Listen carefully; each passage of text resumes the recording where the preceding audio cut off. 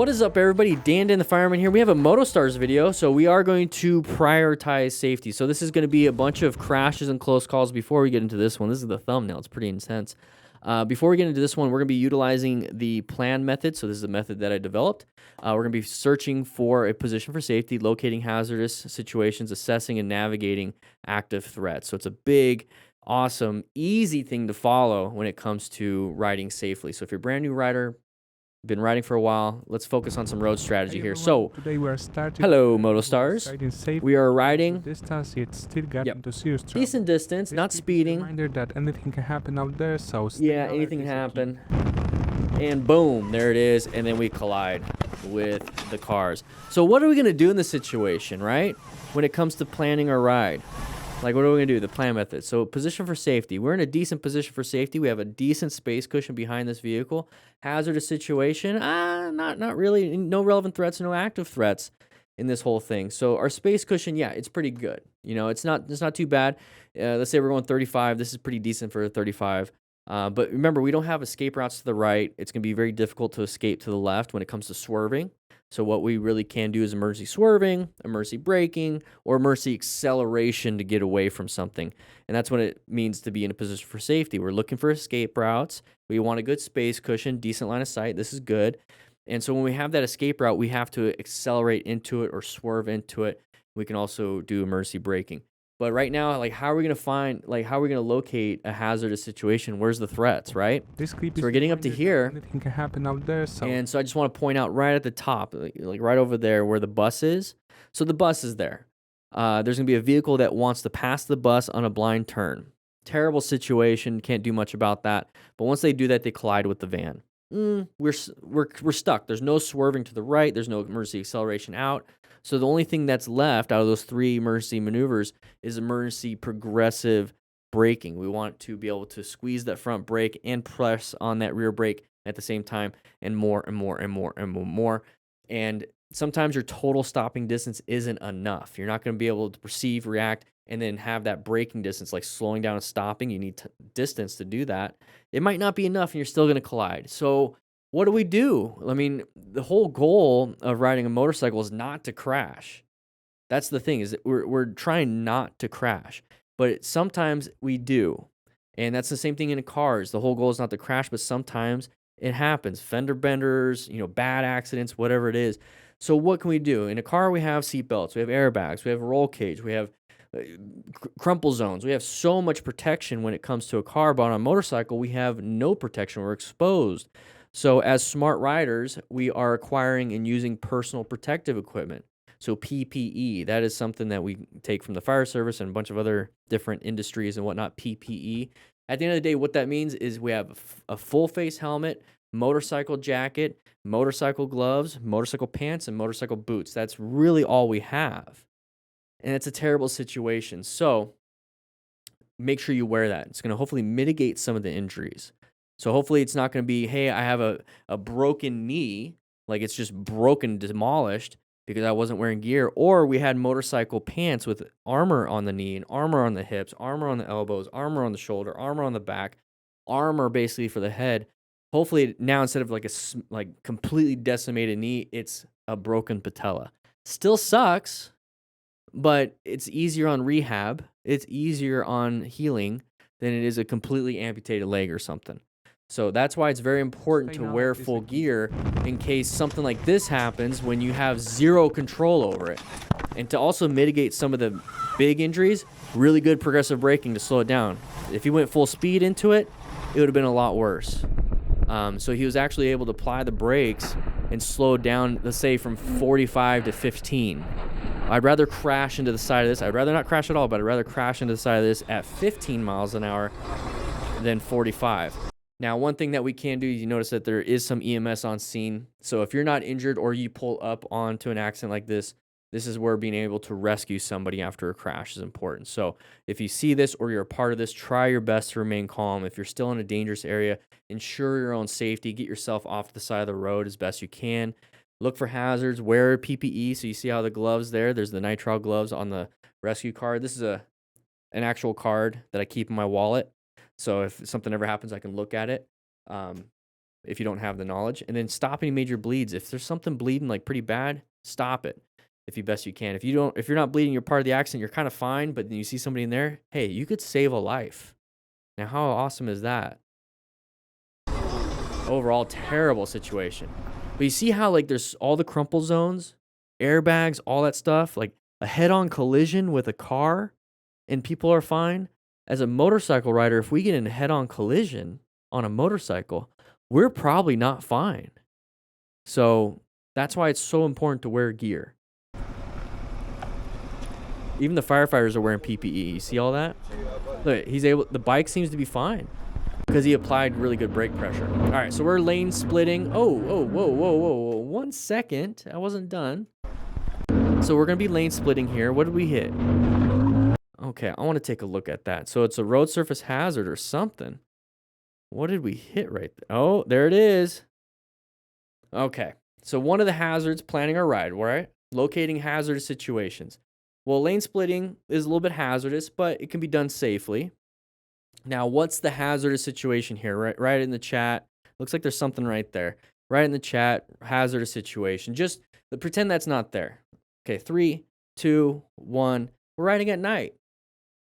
Riding at night's a hazardous situation because we have a lower visibility. In the daytime, our eyes work with light. So we need light to be able to see things. Hence why you can't see at night. You know, it's pitch black in your bedroom. Can't see anything. That's why I have night lights everywhere. Yeah, and I'm scared of the dark. So anyways, nighttime is a hazardous situation. So when we have this, how is it going to be harder to assess relevant threats? Is it going to be harder to navigate active threats? Yes. So should we be lane splitting? I wouldn't. Maybe during the day, perfectly fine because you can see pretty far. But if I'm lane splitting or if I'm doing crazy things at night, I'm making it so it's more risky. So let's not make it more risky because you can't control the weather. You can't control when the sun comes out.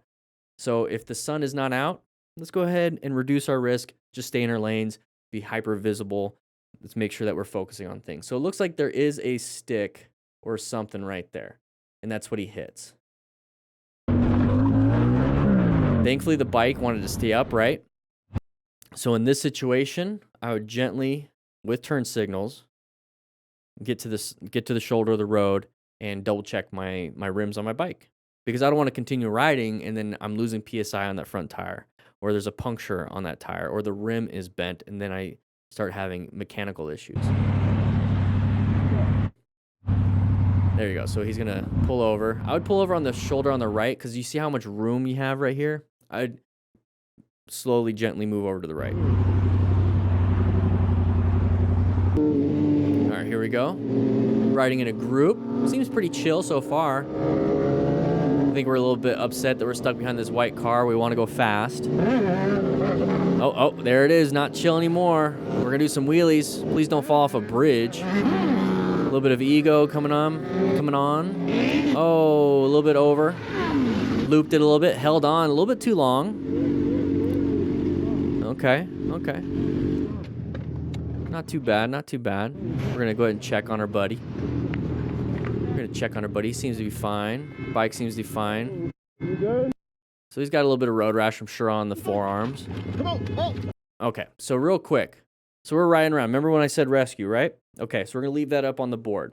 So we're riding around. Let's just say hit a road surface hazard. He wasn't wheeling. But we have our buddy crash. Okay. Immediately, as soon as you see this, your blood pressure, your adrenaline's going to spike. You're going to start being like, oh no, oh crap.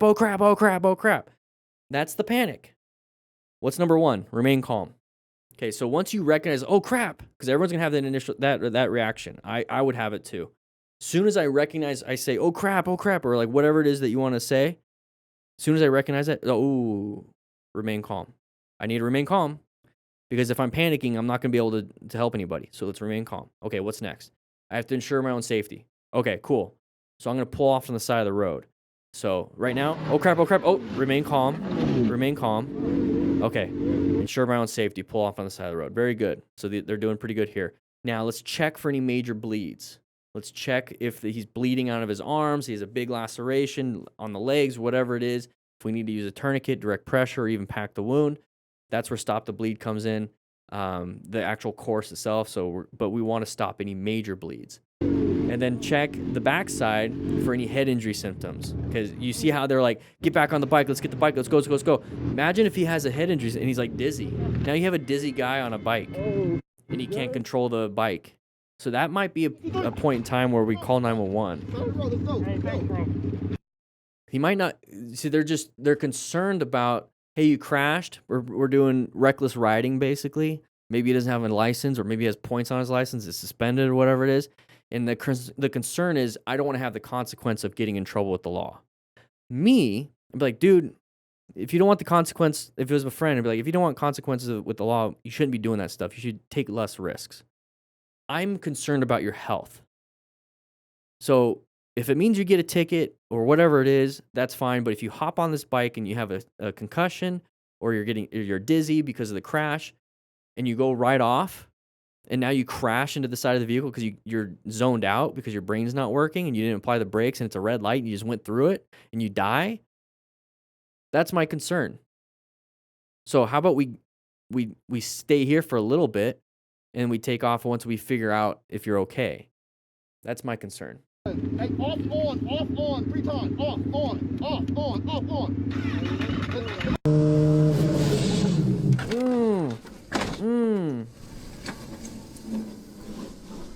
What the heck happened there? Whoa. On, 3 times. Off, on. Off on.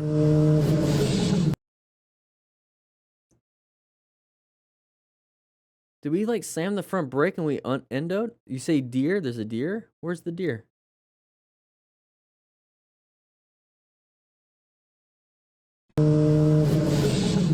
It hit something. Oh, was that it right there? On the top? Oh, so he saw it. You can see the legs. Hey, hit by a deer. Good eye. Good eye, Troy. I didn't even see that. Yeah, he hit a deer. There's not much you could have done there. It'd probably mess up the bike. Yeah, there it is. You're right. You can't control it. You see there's headlights in the side mirror right there. So somebody else behind him. So I wonder if he slammed the brakes and endoed or stopped or actually hit the deer. But either way. The driver coming from the opposite direction completely. All right, here we go. We're riding around. We don't have gloves on. Oh, left leg.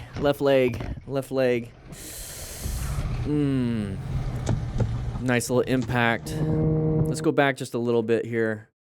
Okay, so we talk about planning our ride, right? We're in a good position for safety, good line of sight. We have good space cushions. We have escape routes left and right. We're very good locating hazardous situations. Nobody's pulling out yet. The opposite direction completely ignored it. We're locating. Oh, this person's starting to turn. Now, is this a relevant threat? Not really. Not yet, because it's not in our lane. So it's not, well, it can be a relevant threat. Yeah, it's a relevant threat. Once it's in our lane, it's an active threat. So when I see somebody doing this and they're like turning their tires and it looks like they're going to do a U-turn, I'm already rolling the throttle, applying the brakes a little bit. It's like, what are you doing? I don't like it. I don't trust you. You're not going to harm me yet. But then once they get up to this point, active threat, new position for safety. We have to do something, new position for safety. So mercy braking, mercy acceleration, or mercy swerving. Those are our 3 options. Horn is not one of them. Rev bombing is not another one. Yelling out of your helmet's not another one.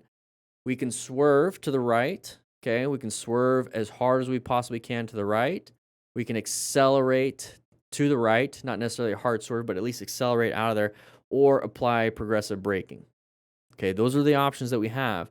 Here, I like to swerve. I like to swerve more than I like to brake because braking is a little bit harder.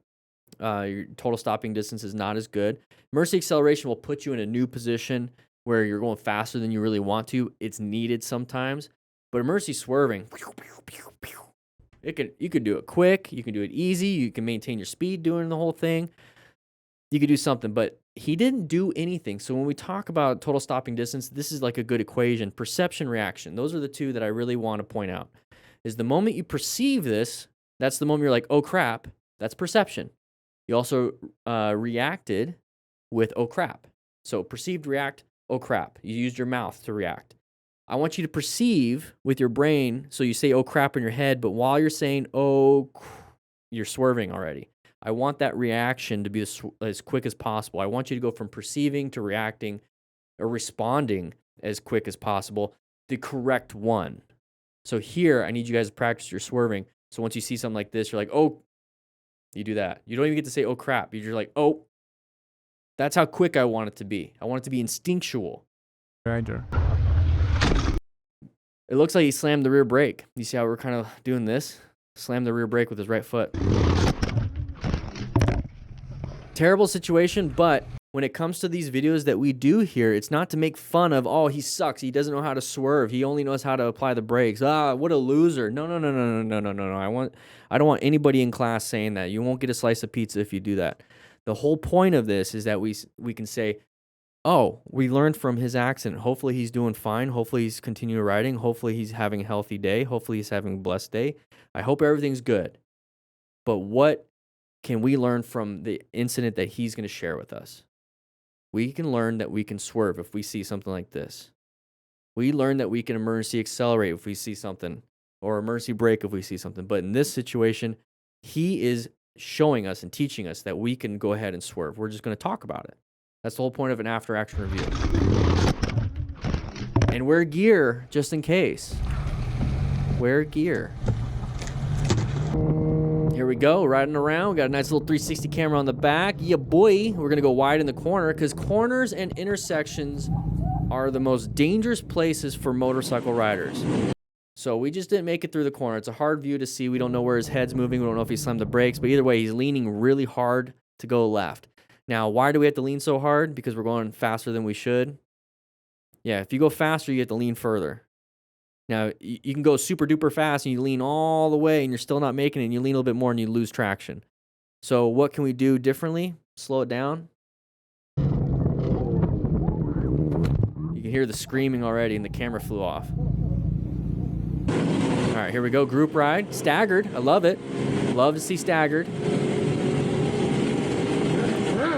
Oh, geez. There it is. There it is. How do we help our buddy?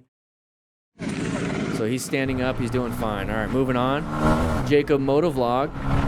Oh, open lane. Gosh, we finally get it. We get an open lane pattern. It's a little bit different view. So we talk about open lane patterns, blind spots. I don't even know if he's going to crash yet, but open lane patterns, blind spots, sides of the vehicle. Those are the patterns that we want to recognize, right? How you doing, Gary? So hopefully he has a helmet on because he has one right here. Maybe it's a passenger helmet. I don't know. He has one on. Who knows? But we switch lanes.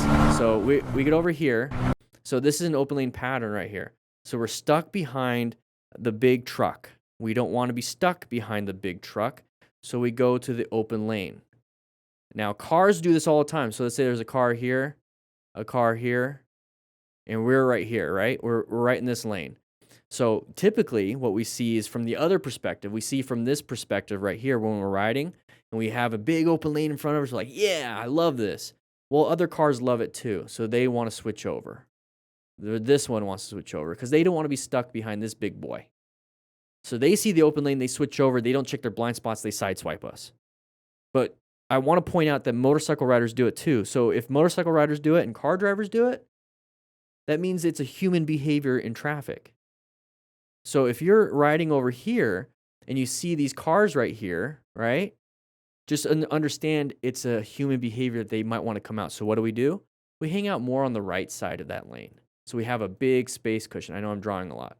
Big space cushion. So if somebody starts creeping out, and you're way over here, you can either emergency brake, emergency accelerate, or emergency swerve. Okay? So just point, when you see an open lane pattern, maybe we'll see one from a different perspective. Oh, helmet went off. Okay, I love the music added. So he got hit down on the ground. See, that's a great reason why we wear, let's just say helmets. Let's just remove the other stuff. I want you to wear full gear, but look at the helmet. Look how many times he hit his head, especially the face, right in the face. So if you're just wearing a 3/4 helmet where it's just covering the skull and the base of the skull and a little bit of the top, the base of the skull, but it's not protecting your face, his face is gone. So the fact that there's a chin bar with a full face, this is why I always recommend a full face helmet. Just watch his face every time he hits. 1, 2. broken nose, broken maxilla, broken mandible, probably crushed airway, teeth are gone just from this if there's no helmet. But now that we have a helmet, maybe bloody lips, because you're still gonna get the chin bar is still gonna boom hit you in the face, like hit you in the mouth. It's still gonna hit you, but you might have like a bloody lip or a cut lip. Like it still sucks, but it's better than a broken nose, broken maxilla, broken mandible, teeth pushed in.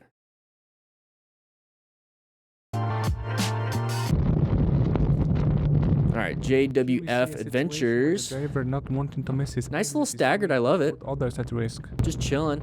So somebody's gonna switch over because they want to cross. I hate drivers that do that. If I'm the white car, and it's like I have an exit and there's like vehicles in the way, I'm always paying attention. That's why I have my rock form mount on my even in my car. I have a magnet. I wish I had Android Auto. But on my motorcycle, same thing. I see that my turn's coming up in half a mile. So I actually slow down and get behind people like this, and then I go. Or if I'm not paying attention, it's like, oh crap, there's my exit. I don't just rush over like this person does. I just go to the next exit. It adds like a couple minutes to my route. I need to pay attention better. It's all that is. I hate it when people do that stuff. So what do we do in this situation if somebody's wanting to come over? He's got a Bluetooth system. The other guy has a half helmet, so probably not. But if you're riding in a group with some friends, have a Bluetooth system. We have a great sponsor, Cardo.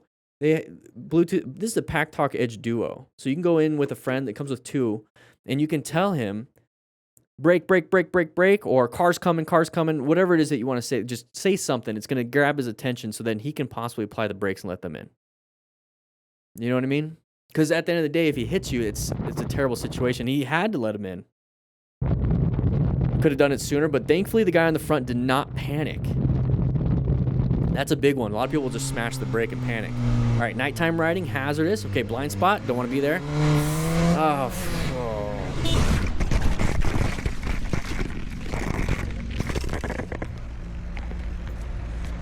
This is how people die. He's on the ground. This is how people die. I want to point something out. I have a video on my phone. So we're gonna take a moment here. So I got this. It's not my video. I got somebody sent it to me. Somebody that I worked with. Not worked, but somebody that I did a quick seminar with. Anyway, you'll figure it out. So this happened. Let's go ahead and do that. So this is it's an intersection, right? Let's go ahead and see if I can get closer. I could do this. I want you guys to see that. It's a 40-second video. Intersection. They're doing CPR on a motorcyclist. This guy did not make it. CPR on a motorcyclist. Intersection, same thing. Hits the Jeep. Completely demolishes himself. She's doing great CPR. Somebody's putting out the motorcycle fire. They're gonna exchange. She's doing CPR. He's gonna do CPR next. But this is the kind of stuff that happens when you decide to speed through intersections. He did not make it. This is the reality of it, guys. This isn't, oh, cool, I don't get to see the aftermath. I don't need to see, I don't see the, somebody's this right here. Oh, it's like, okay, next video. No. That person died. Don't do stupid shit.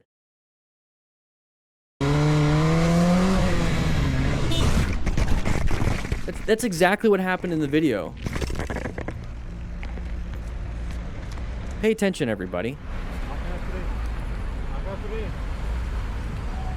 Soups, yeah, that's exactly where I got it from.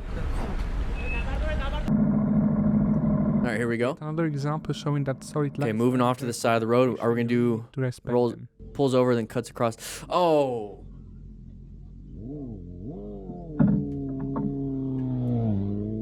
So we can sit here and be like, who's at fault? The guy that did the U-turn, right? You really need the guy that did the U-turn, yeah, he's at fault. Does it really matter though? At the end of the day? No, we got people that are injured or possibly dead. It doesn't matter at the end of the day. Now, we blame car drivers when they do this, but motorcycle People just do this. Should have checked. Should have looked both ways.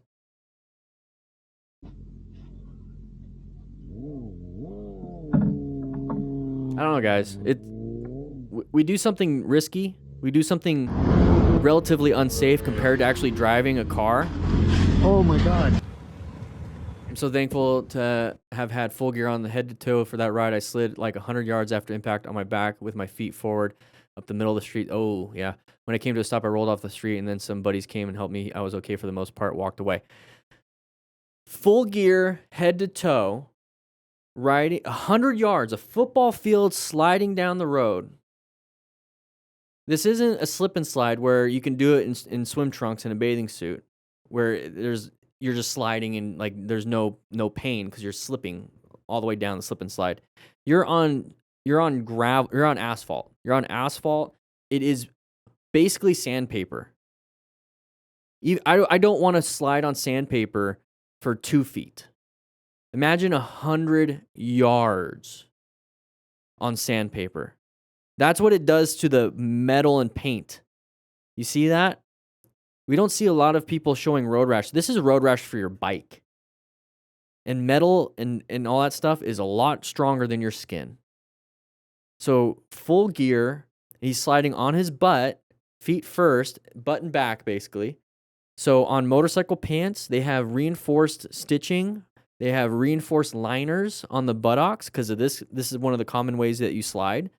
The reinforcement with Kevlar lining or whatever the aramid fiber is, it could be leathers or whatever it is. Leather has great abrasion resistance and thermal transfer. So, because just like a carpet burn, you feel the burn, the heat. So, same thing, you're getting heat sliding and ripping flesh. So, leathers are really good with not transmitting as much heat. It still does, but it doesn't transmit a ton. And it's good abrasion resistance. Aramid fibers are doing really good, though. So, he's sliding, and he's on his back. So you have that back protector, same thing. On the back, there's reinforcement. Now, back of his head, too. So having the helmet. His helmet probably looks like that, too. Full gear, everybody. Getting a little preachy in today's video, but I think it's very important. Pulled out right in front of me as I was coming around this turn. Yeah. Smack straight. Yeah. Ooh, tram tracks. What are we going to do here? Okay, good. Got over it pretty easily.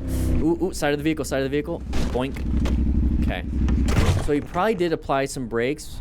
Maybe panicked and froze. But he's able to walk. Okay, so what I was saying about the tram tracks here, be careful because we're riding in line. So I'm going to make an exaggeration with how we turn over them.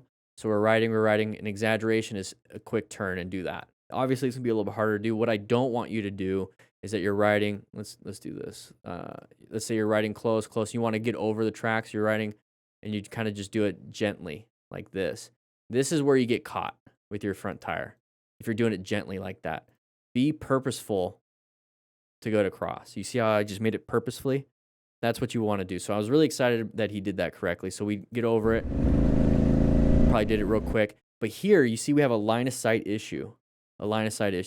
We know it's an intersection because you see the green light there. Intersections and corners are dangerous for motorcycle riders. So we get to an intersection. We should be in this heightened alert stage. So right here, we're locating a hazardous situation. Hey, we're coming up to one. Any relevant threats? Let's figure it out. Well, I can't see well. So if I can't see well because my line of sight is a problem, I'm not approaching this at the regular speed or fast. I'm approaching this like I'm in a haunted house. I say that all the time. In a haunted house, looking around corners, is there anybody going to jump out at me? So I'm slowing down. I'm like, what's going on? So I'm doing that coming up to here. I'm like, I'm going to slow it down and be like, what's going around? So I see a side of a vehicle.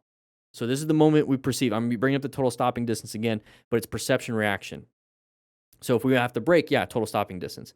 But it's a perception reaction action, basically. So what are we going to do? Mercy swerve, mercy accelerate, mercy brake. So this is the side of the vehicle. We talk about patterns. There's 3 of them that I really see a lot here is the side of the vehicle. That's that one. Open lane pattern is another one. Okay. Open lane pattern, side of the vehicle, and the blind spots. Recognizing the blind spots. So here I see a side of the vehicle. It means we're going to do what we're about to see. So as soon as you see this, you perceive where you react with what? Well, that's not a good swerve to the right. They're going to the right. I can't swerve left. I'm going to hit this car. I need really good progressive braking. Hopefully I can slow down or stop. But if I can slow down enough to allow this red vehicle to get out of my way, then I can get myself out of there. So what do? I think what we did here was kind of freeze. Well, you hear the engine RPMs drop down, so we did roll off the throttle at least and probably was applying the brakes. But one thing I do want to point out right here, as soon as a lot of us see this, and this can be for any situation that feels life-threatening, okay? This is life-threatening. So as soon as we see something like this, the typical response of a human being is either going to be freeze, flight, fawn, or fight. Those are the 4 reactions that humans have when it comes to a dangerous situation. A lot of people freeze. Oh. A lot of people fawn. They're like, fawning means like kind of bargaining. Hey, please don't hit me. Like, I'll do anything. Don't hit me. That doesn't work in this situation. Okay. Flight is going to be run away. So that's going to be like the swerve, right? And fighting, you notice with a lot of road rage, when people get into like these situations, what they do, oh, I'm pissed. I want to punch mirrors. I want to argue. I want to yell. For me, in these situations, what you want to get into is the flight. You want to get away. You might want to fight. You might freeze for a little bit. You might be like, please don't hit me. You might do those things for a little bit, but get yourself, as soon as you see that and you feel that, get right into flight. Get away. Swerve, brake, accelerate, get away. I don't want nothing to do with you. I don't know you. I don't want to crash. I'm getting away. I'm running away. Try your best to get into a flight response. I just wanted to point that out. It's a little bit of human behavior and psychology. Trust me, I jump into fight sometimes. I've trained myself out of freeze, and that was thankfully through the fire service, because there's many times where I get up to like a call, EMS or whatever, and I like, oh man, this is freaky. Like, I'm not in danger, but it's like I'm freaky. Actual fires, I'm a little bit in danger. And I'm like, oh, I don't want to go into that burning building. So I kind of freeze for a second. And then the training kicks in. It's like, oh no, this is my job. This is what I do. I signed up for this. I have full gear. I got a hose. We have a whole incident command system. I got this. Let's go and fight this thing. Let's fight this fire. Let's do this. So you have to train yourself into that. If your natural reaction is freeze, fight, like whatever your natural reaction is, you have to train yourself into the flight, specifically for motorcycle riding. Bunch of different situations, you might have to fight. Just road rage isn't the thing. Oh, please. What is it? Maybe he's not part of the group ride and somebody's... What's your problem? It's like a club. We usually see Harley riders doing this, like those 1%ers. What? All right. Oh, jeez. It might be like a private club, but still. That's dangerous for that guy with the passenger. See, that's the cool thing about having a dirt bike or a dual sport. It's like, screw this, I can just go off road. You can't. You can do what? So he's going into fight. He's going into fight. But a lot of motorcycle clubs kind of do this stuff. Usually you see it with 1%er, like Harley riders. I think that was the case. All right, we're moving on though. Deer, oh little baby, little Bambi. Hey, juked him a little bit. Good job. Little Bambi behind the first deer also darted out as well, but stumbled, lost its footing, fell down, and was able to recover before it got hit the trike. Okay, that was a trike. That'd be hard to swerve. Oh, okay, lost his footing. He didn't get hit. Okay. Hey, we're on a track. Love to see it. This is where you practice your fast speed maneuvers, your high speed maneuvers. This can happen, but if you notice when we go back here, look at the runoff. It's not a cliff. Now, if you want to practice your slow speed maneuvers, we do have the Smart Rider motorcycle training drills. There is a digital version only. Here's the booklet version. There's a booklet version with cones, 10 cones, 5 tennis balls cut in half. You can just do that. But each one of these comes with a digital version. Now, what is this? It's a bunch of drills. It's a bunch of motorcycle drills, 24 drills in a parking lot. You set up the cones once. There's a QR code right there. So you can scan that. I show you how to actually set it up. And then you never have to move the cones again. And you got 24 different drills from beginner, moderate, hard, and then all the way to expert mode right there. And each one has a QR code right here on each page. So I actually do it. So if you want to try to beat my time too, because I have my times set up right there. So try to beat my time, but it's going to help you with your U-turns, figure eights, slow speed maneuvers, right? That's typically what we do out on the road. Now, if you want to practice your high speed maneuvers, the track is an amazing place to practice. Yes, it's a little bit higher risk, a little bit more damage. With this one, the worst that's going to possibly happen is you drop your bike at 10 miles an hour, slow speed. But practice. If you are looking to get your endorsement or practice for like the U-turn type stuff, if you can do the easies, you're good to go for your endorsement test, quite honestly. But let's keep watching this. Oh, there's the crash. Not fun. What else is going on out there? What else? I mean, that's in Naked Rider Joe. Think about it. That we've gone that way. Okay. Road surface hazard. Oh, a little bit of gravel. That wasn't good. Damn. What was that? Some sand is what that was? Yep. So we got some high-speed stuff here. That's going to be fun to watch. But this is something that happens quite a bit when we're out riding. So we're just cruising. We're just chilling. I want you to take a look at the road. See how it's all gray? Just gray, right? You got a little bit of a line right here. But it's gray. Just gray. Okay? When you think about it. So you're riding. It's gray. Okay, we got paint. Okay, we got a little bit of paint. That we've gone that way.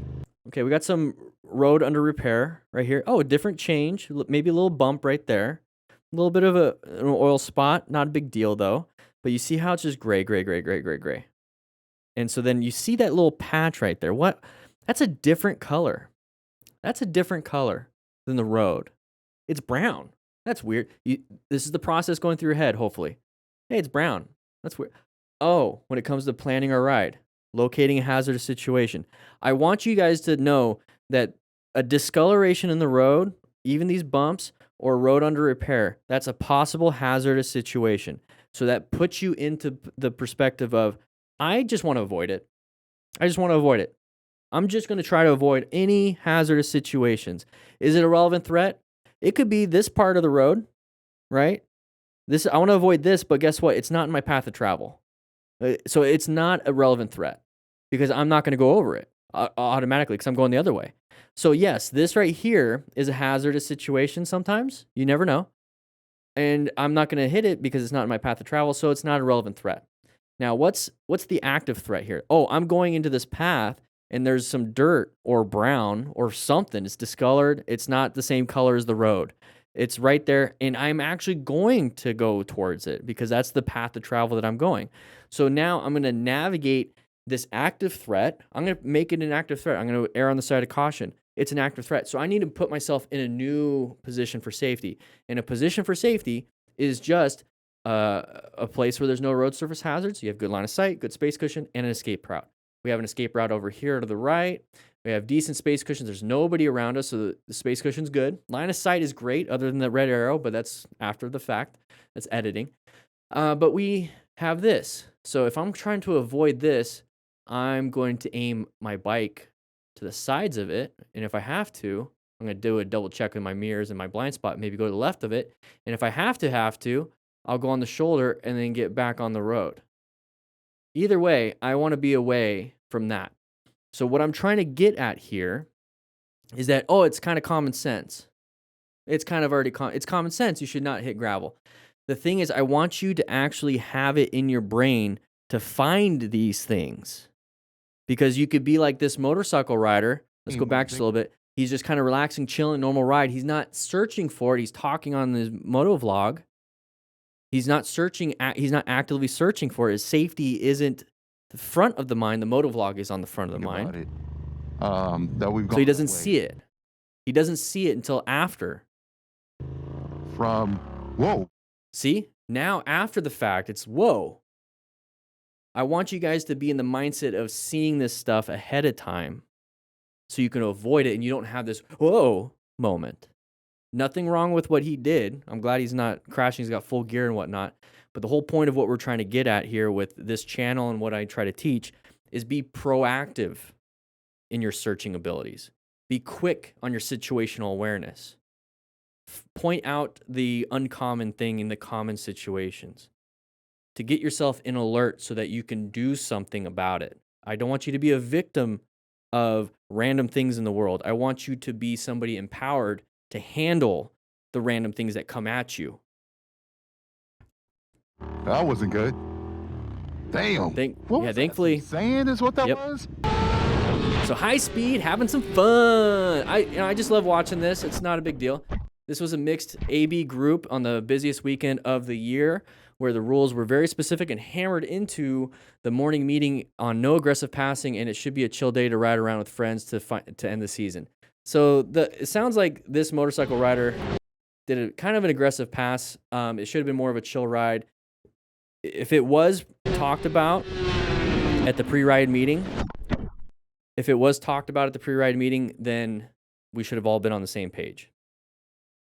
But just like in motorcycle group riding, it's like you do a pre-ride meeting. It's like, hey guys, we're not going to do anything stupid. But once you get that adrenaline going, we're riding, get a little bit of ego. It's like, there's some idiots that will do something stupid and doesn't do what was supposed to happen. So I do hope there is going to be some kind of consequences. I don't know what it would be.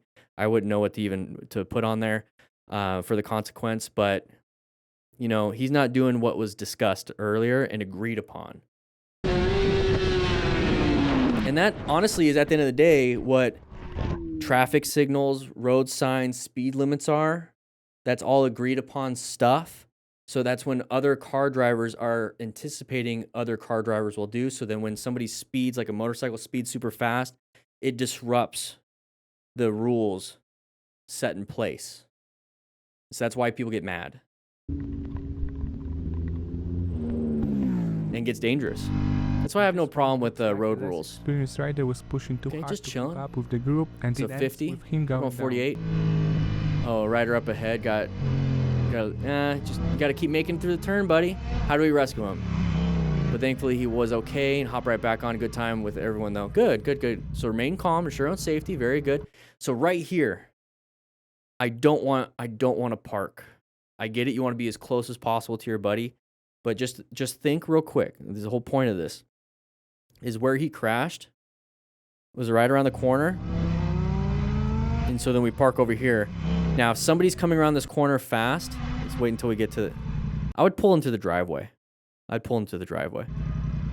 a good spot. So if somebody is going super fast here, they make the turn, but they're like start panicking a little bit, they're going to hit one of us coming around this corner. So I'd pull into the driveway. I would pull into the driveway, and then I would jog. I wouldn't run, because if you trip and fall and break your leg, now 2 people are hurt. So jog and help your buddy.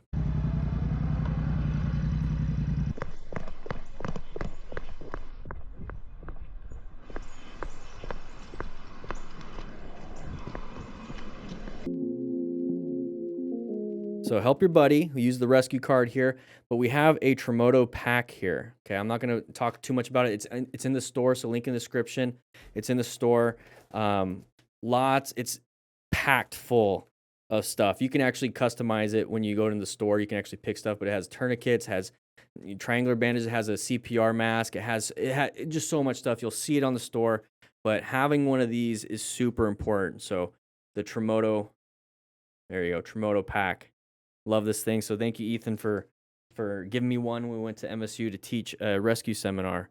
But that's why you guys need some of these things, just in case he has a lacerated leg. You can cinch down on a tourniquet if it's bleeding out pretty bad. I was just driving down a mountain road.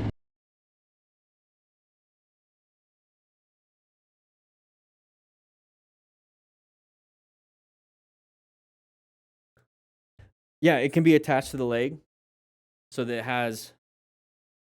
I told myself I wouldn't promote too much stuff today. We already did Cardo and the booklets, but yeah, it has molly webbing, so you can put a belt. You can put a belt through it, and then when you're riding, attach it to that. You can attach a lot of stuff, and he says he's getting new packs, like a very like customizable pack. But this one, I saw him. He had I think it was like a gun belt almost. It was a very stiff belt, and he had it around. It's pretty cool. I needed to do something on I think that's the pro pack. And He gave me like all of it. because you should not be using your phone on All right. a motorcycle. I like my I rock came in to form. pull over, didn't even realize that where I was parking had dirt on it.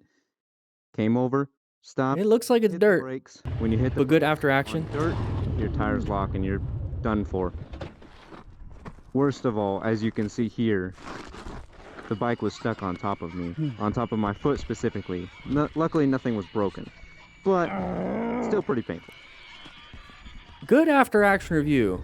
Tora Lover, go ahead and grab a slice of pizza, dude. Thank you for the after action. I don't need to add much to that. Yeah, once you get on gravel, you apply the front brake, possibly dump it. But still pretty painful.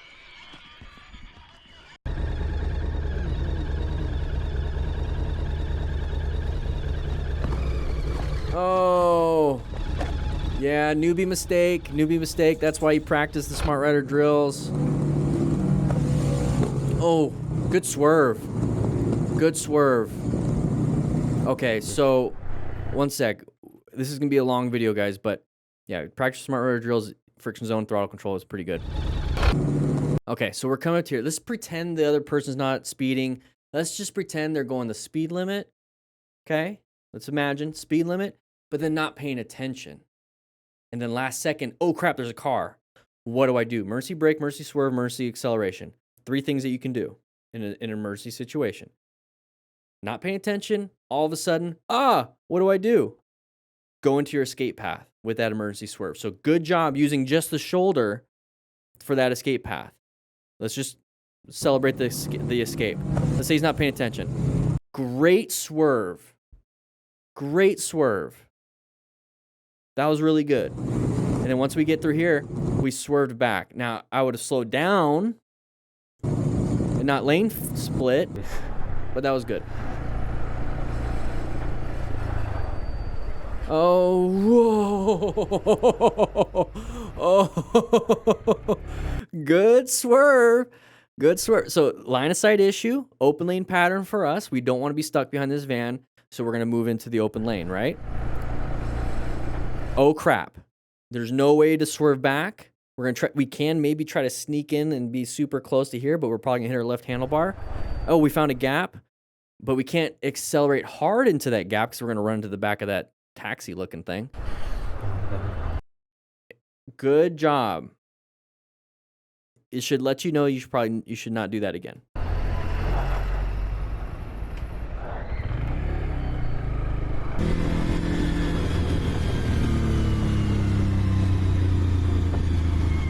Okay. Oh, dump the bike. Oh, dump the bike. Let's go back a little bit. So we're coming up to here, the 495 South. Where's that, everybody? Write that in the chat, 495 South. We're going to make a right-hand turn. Oh, we have somebody here. Panicked a little bit. Handlebars are turned, applied the brakes. We fell over. That's what happened. So when you're applying the brakes at a stop, like we're ready to turn, we weren't anticipating to apply the brakes, but we saw this. Oh crap. Straighten the handlebars and apply the brakes. Okay, so what happened? Handlebars are turned, applied the brakes, and the weight transferred to the right side, and we dumped the bike. What do we got on us?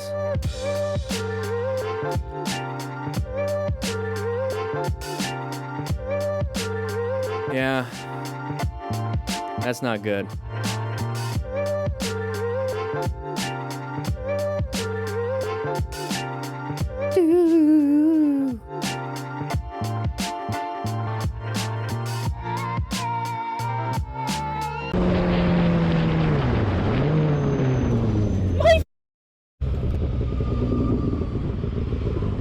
Oh, scary situation there.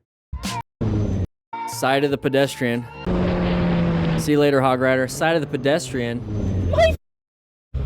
Good job handling it. A little bit of a whoop, little panic. Okay, we're coming up. Intersection. Okay, green doesn't always mean go. It just means there's an opportunity to go. But I would want to get out of there. There's a lot of pedestrians kind of like walking around. What are we doing here? Okay, green. Okay, slow it down. Now go. Gore area, not a good spot to be riding in. Lots of road debris. So yeah, there's no reason for that car driver to be doing that. but they did. So good job, Mercy, braking. Okay, handled it. Okay. Oh, side of the vehicle. So slow down, apply the brakes. Watch out for the pedestrian. Just stay right here. Stay right there. And thank you for another end card. But guys, with that said, grab a slice of pizza, ride safe, be smart riders this weekend. Okay. And then I'll see you guys on the next live stream.